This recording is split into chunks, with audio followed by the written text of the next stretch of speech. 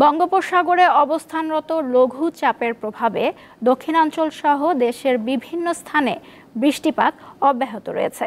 পটুয়াখালীতে মঙ্গলবার সকাল ৯টা থেকে ২৪ ঘন্টায় ৮৩ মিলিমিটার বৃষ্টিপাত রেকর্ড করা হয়েছে। টানা বৃষ্টিতে তলিয়ে গেছে নিচু এলাকার আমন ক্ষেত। বৈরী আবহাওয়ার কারণে পায়রা সহ দেশের সব সমুদ্র বন্দরকে ৩ নম্বর স্থানীয় সতর্কতা সংকেত দেখিয়ে দিতে বলা হয়েছে।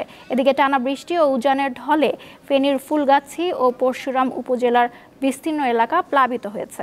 মুহুরী নদীর পানি বিপদসীমার ৫৫ সেন্টিমিটার উপর দিয়ে প্রবাহিত হচ্ছে। তলিয়ে গেছে উপজেলা দুটির বিভিন্ন সড়ক। এতে বন্ধ রয়েছে না যান চলাচল। পানিবন্দী হয়ে পড়া লক্ষাধিক মানুষ রয়েছেন চরম দুর্ভোগে। 7:30 বাজে উঠি আমি ফাতিল দুইয়ের। এই টাইমে আমি কান্না শুরু করছি, ঘরে ভাঙ্গি ভাঙ্গি পড়ে যান। পানি মানে এমন ভাবে উঠতে আর রক্ষা করার ইয়া নাই। প্রতি বছর এই পানিগুলো ওঠে, কিন্তু এবছর সর্বোচ্চ উঠছে।